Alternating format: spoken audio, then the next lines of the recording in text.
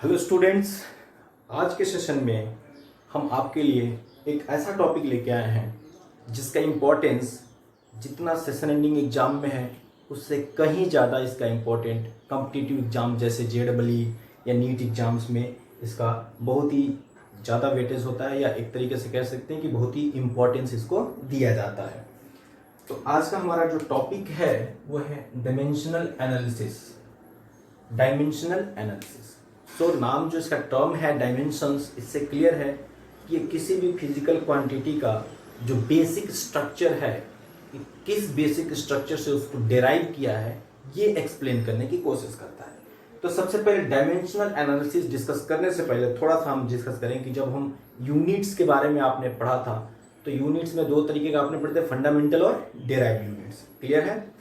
तो fundamental units में आपको 7 तरीके के फंडामेंटल यूनिट बताए गए थे, जो कि आपको दिख रहा है कि फंडामेंटल जो क्वांटिटीज हैं, mass, length, time, temperature, electric current, luminous intensity and quantity of matter, ये आपके 7 फंडामेंटल यूनिट्स आपको बताए गए थे क्वांटिटीज, जिसका यूनिट मास का केजी, लेंथ का मीटर, टाइम का second, temperature kelvin, electric current ampere, luminous intensity candela and quantity of matter mole. यहां तक क्लियर है? बाद में आपने देखा कि कोई भी फिजिकल क्वांटिटी हम डेराइव कर रहे हैं, जिसका हम डेरिवेशन कर रहे हैं, तो वो इन्हीं बेसिक क्वांटिटीज के टर्म में हम डेराइव कर रहे हैं।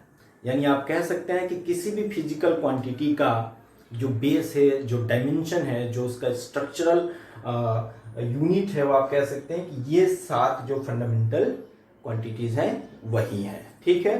तो एक टर्म्स में ये कह सकते हैं कि द 7 बेस और fundamental quantities in SI, International Standard of Unit, are called 7 dimensions of physical world। यानी इन्हीं के बेसिस पे सारे डेरिवेशंस किए गए हैं, इन्हीं को यूज करते हुए। ठीक है? तो इसको डिनोट कैसे करते हैं? तो एक स्क्वायर्ड ब्रैकेट के अंदर लिखा जाता है, एक स्क्वायर्ड ब्रैकेट के अंदर इसको रिप्रेजेंट किया जाता है। तो जरा हम देखें कि मास जो क्वांटिटी है उसका यूनिट है केजी, लेकिन मास को डायमेंशनल एनालिसिस में स्क्वायर्ड ब्रैकेट में कैपिटल एम से इंडिकेट करते हैं। लेंथ का यूनिट है मीटर और इसको स्क्वायर्ड ब्रैकेट में कैपिटल एल से इंडिकेट करते हैं। टाइम का यूनिट है सेकेंड, ऐसा यूनिट, और उसको स्क्वायर्ड ब्रैकेट के अंदर कैपिटल टी से इंडिकेट करते हैं। Capital T for time, L for length, M for mass. Temperature, ऐसा यूनिट इज केल्विन, इसको स्क्वायर्ड ब्रैकेट में कैपिटल के से इंडिकेट किया। इलेक्ट्रिक करंट, ऐसा यूनिट इज एम्पियर, और इसको स्क्वायर ब्रैकेट में कैपिटल से इंडिकेट किया। नाउ ल्यूमिनस इंटेंसिटी, प्रकाश की तीव्रता, ल्यूमिनस इंटेंसिटी कैंडिला को किससे इंडिकेट किया आपने? CD, स्क्वायर ब्रैकेट के अंदर।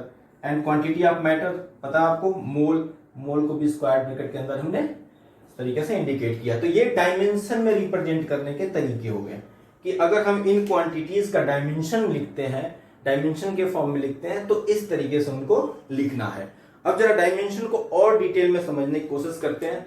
जैसे हमने लिखा कि लेंथ जो है, लेंथ का डायमेंशन हमारे पास क्या है? L है।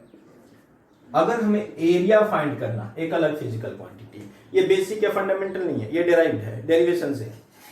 एरिया कैसे मिलता है आपको? तो एरिया मिलता है लेंथ इंटू ब्रेड्थ। ठीक है? Length into breadth. लेंथ हो, ब्रेथ हो, हाइट हो, ये सब क्या रिप्रेजेंट कर रहा है? डिस्टेंस या सेपरेशन को रिप्रेजेंट कर रहा है। तो लेंथ का भी डायमेंशन L और ब्रेथ का भी डायमेंशन L, ये क्या हो जाएगा? L⁻²2। यहां पे क्या दिख रहा है कि एरिया एक ऐसी फिजिकल क्वांटिटी है जो लेंथ में 2 डायमेंशनल है। लेंथ में 2 डायमेंशन, यानी लेंथ के 2 डायमेंशन यूज हो रहे हैं, डिस्टेंस के 2 डायमेंशन यूज हो रहे हैं, एक लेंथ और एक ब्रेथ, तब हमें एरिया मिलता है। वैसे अगर वॉल्यूम की बात करें तो volume length into breadth into height, L into L into L, क्या होगा आपके पास? L3। तो यहां पे क्या लिखा कि वॉल्यूम एक ऐसा फिजिकल क्वांटिटी है जो लेंथ में 3 डायमेंशनल है। लेंथ का 3 डायमेंशनल जो आपका एक्सप्रेशन है वो वॉल्यूम है। क्लियर? यहाँ पे यानी वॉल्यूम के एक्सप्रेस करने के लिए लेंथ के 3 डायमेंशंस हैं, एरिया को एक्सप्रेस करने के लिए लेंथ के 2 डायमेंशन है। तो यहां से डायमेंशन को हम एक अलग तरीके से कैसे डिफाइन कर पा रहे हैं, देखिए ध्यान से कि the dimensions of a physical quantity, बहुत ध्यान से सुनना है कि the dimensions of a physical quantity are the powers और द एक्सपोनेंट्स, पावर की बात कर रहे हैं, पावर्स और the exponent to which the units of base quantity, यानी एरिया के लिए बेस क्वांटिटी क्या है, लेंथ है, लेंथ हो तो भी, ब्रेथ हो तो भी, हाइट हो तो भी, ठीक है। बेस क्वांटिटीज आर रेज किया गया to represent the derived unit of that quantity, यानी कि एरिया क्वांटिटी इसके डेराइव्ड यूनिट को रिप्रेजेंट करने के लिए बेस क्वांटिटी को कितने पावर तक रेज किया। वॉल्यूम एक डेराइव्ड क्वांटिटी है तो इसको रिप्रेजेंट करने के लिए बेस क्वांटिटी को कितने पावर तक रेज किया, तो इसका डायमेंशन 3 हुआ, इसका डायमेंशन लेंथ में 2 हुआ। अब ऐसे स्पीड की बात करें तो स्पीड आपको पता है कि डिस्टेंस अपॉन टाइम होता है, स्पीड होता है डिस्टेंस अपॉन टाइम। तो डिस्टेंस का क्या हो गया l और टाइम का t, क्या हो गया l t पावर -1। यहाँ पे क्या देख रहे हैं कि डिस्टेंस को रिप्रेजेंट करने के लिए जो लेंथ जो बेसिक क्वांटिटी है उसको 1 पावर तक रेज किया और टाइम को -1 पावर तक रेज किया। तो ये डायमेंशन का बेसिक डेफिनेशन हो गया कि किसी भी फिजिकल क्वांटिटी को रिप्रेजेंट करने के लिए उसके बेस क्वांटिटीज को कितने पावर या एक्सपोनेंट तक रेज करते हैं, वही पावर या एक्सपोनेंट उस फिजिकल क्वांटिटी का डायमेंशन कहलाता है। अब हम देखेंगे कि डायमेंशनल इक्वेशंस को लिखेंगे कैसे।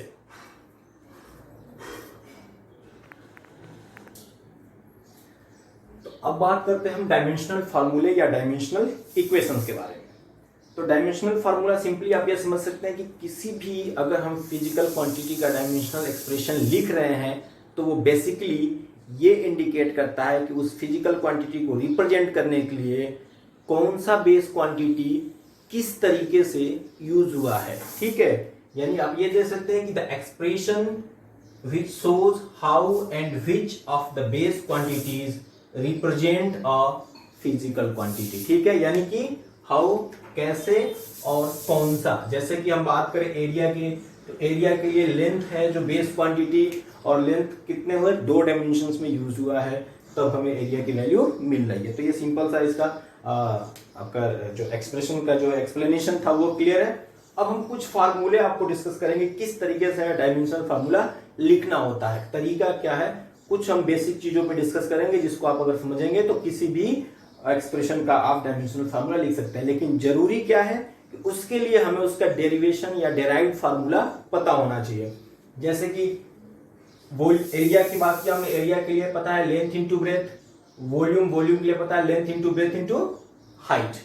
तो लेंथ, ब्रेथ एंड हाइट तीनों के लिए हमने, लेंथ के लिए भी L, ब्रेथ के लिए L और हाइट के लिए L यूज किया, क्या हुआ L3। अब यहाँ मास का डायमेंशन यूज हुआ नहीं, टाइम का डायमेंशन यूज हुआ नहीं, तो m का पावर 0 कर दिया, t का पावर 0 कर दिया और l का क्यूब। ये सिंपल तरीका हो गया लिखने का। वैसे ही एरिया के लिए लेंथ के ही 2 डायमेंशन यूज हुआ, मास का डायमेंशन यूज नहीं है, टाइम का डायमेंशन यहाँ पे नहीं है, तो इनका पावर हमने 0 किया, ठीक है। ये लिखने का तरीका अप्रोप्रिएट तरीका। सिंपली अगर आप L3 लिखते या L² लिखते तो भी सही माना जाता, लेकिन ये एक अप्रोप्रिएट तरीका लिखने का। डेंसिटी की बात करें तो डेंसिटी का फॉर्मूला आपको पता है मास अपॉन वॉल्यूम। तो मास के लिए कैपिटल M एंड वॉल्यूम के लिए L3। कैसे लिख सकते हैं, अब L3 ऊपर जाएगा तो इसका एक्सपोनेंट नेगेटिव होगा, तो mL⁻³ टाइम का डायमेंशन नहीं है तो उसे हमने 0 किया। Is it clear. Now speed और वेलोसिटी दोनों ही डिस्टेंस का है या डिस्प्लेसमेंट का है, तो सेपरेशन फिजिकल क्वांटिटी तो लेंथ का ही है ना, तो डिस्टेंस या डिस्प्लेसमेंट अपन टाइम, तो यहाँ पे डायमेंशन डिस्टेंस का भी और डिस्प्लेसमेंट का भी लेंथ ही होगा, और टाइम के लिए भी तो लेंथ अपन टाइम। यहाँ पे मास का डायमेंशन यूज नहीं हुआ तो m⁻⁴ L और t जब आप इसको ट्रांसपोज करेंगे न्यूमरेटर पे तो इसका पावर नेगेटिव होगा, तो mL⁻⁻1 सिंपली m0L⁻⁻1 ये स्पीड या वेलोसिटी का डायमेंशन हो गया। आगे बढ़े, लीनियर मोमेंटम। लीनियर मोमेंटम क्या होता है, मास इंटू वेलोसिटी। मास का डायमेंशन कैपिटल M और वेलोसिटी का डायमेंशन L⁻⁻1 है। m पावर 0 की वैल्यू 1 है, नहीं लिखेंगे इसमें, नहीं लिखते हैं। आगे बढ़ते हैं, mL⁻⁻1 तो मल्टीप्लाई में क्या हो गया mL⁻⁻1 सिंपली, ये किसका हो गया लीनियर मोमेंटम का हो गया। अब जब बात करते हैं एक्सेलरेशन का, तो एक्सेलरेशन क्या कहता है, change in velocity upon time, v minus u by t, final velocity minus initial velocity upon time taken for that particular change. अब velocity minus velocity, it will be still velocity, velocity में से velocity subtract होगा तो kilo तो बचेगा नहीं, velocity ही होगा, है ना। तो velocity minus velocity is equal to velocity.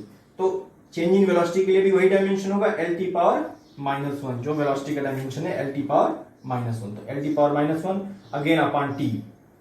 अब क्या होगा, यहाँ पे टी ऊपर रेज करेगा तो पावर माइनस टू हो जाएगा, तो m power zero L T raise to power minus to.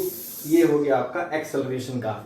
Simply आप इसको L T power minus two भी लिख सकते हैं, बट हमने मास के डायमेंशन के साथ लिखा। अब फोर्स होता है mass into acceleration. Acceleration find कर लिया आपने, एक्सेलरेशन पता है आपको, तो फोर्स का भी डायमेंशन आप फाइंड कर सकते हैं। तो फोर्स होता है मास इंटू एक्सेलरेशन, तो मास इंटू एक्सेलरेशन, मास का dimension m and acceleration is L t raised to power minus 2. What is the final expression? m L t raised to power minus 2. ये force का dimension हो गया, ठीक है। अब बात प्रेशर की करते हैं। प्रेशर फोर्स से रिलेटेड है। Pressure is equal to force upon area. What is the dimension of force, m L t raised to power minus 2, यहां से लिया। And what is area, L square L raised to power minus 2। L raised to power minus 2 अगर ऊपर transpose करेंगे तो इसकी value क्या होगी, माइनस टू। यानी इसको ऐसे आप लिखेंगे m L power one minus two and T raise to power minus two, क्योंकि ये पावर ऊपर रेज करेंगे तो ये माइनस होगा, तो यहाँ फाइनली पावर क्या बचेगा, L raise to power minus one. Clear, तो लिखा हमने m L raise to power minus one and T raise to power minus two. Clear यहाँ तक। अब वर्क की बात करें, वर्क क्या होता है, फोर्स इंटू डिस्प्लेसमेंट। पता है आपको, work is equal to force into displacement. Force का अभी डायमेंशन आपने फाइंड किया, m L t power minus two, m L t power minus two, और डिस्प्लेसमेंट के लिए L तो मल्टीप्लाई होगा तो L का स्क्वायर हो जाएगा, m L square t raise to power minus two. और यही डायमेंशन एनर्जी का भी होगा, क्योंकि वर्क और एनर्जी दोनों का यूनिट सेम होता है, ये बात आपको पता है। तो ये कुछ सिंपल से तरीके हो गए किस तरीके से हम डायमेंशन फाइंड आउट कर सकते हैं। अच्छा, अगर आपसे ये पूछ दे कि universal gravitational constant, universal gravitational constant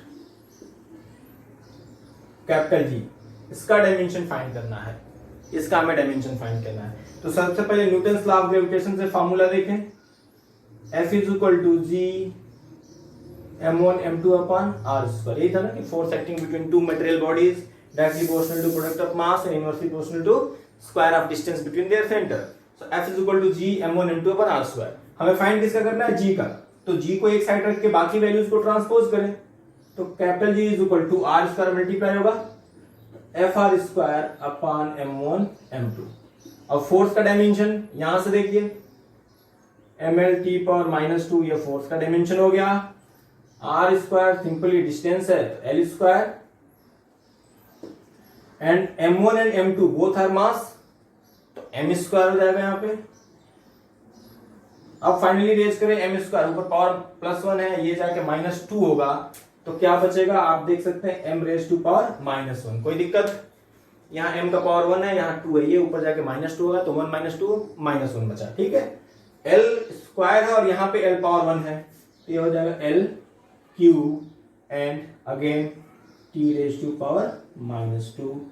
ये देख लीजिए, ये आप इस तरीके से हम किसी भी एक्सप्रेशन में से किसी पर्टिकुलर वैल्यू का डायमेंशन पूछ दे तो हम इस तरीके से फाइंड आउट कर सकते हैं। तो ये बेसिकली तरीके हो गए कि किस तरीके से हमें डायमेंशनल फार्मूला किसी भी क्वांटिटी का लिखना है, किस तरीके से उसको फाइंड आउट करना है, ठीक है। अब इससे आगे बढ़ेंगे तो हम इसके डायमेंशनल फॉर्म जो है इसके यूजेस पढ़ेंगे कि कहाँ कहाँ इसके एप्लीकेशंस हम इसको अप्लाई कर सकते हैं, क्या क्या उसके ब्रॉड एप्लीकेशंस है, ठीक है।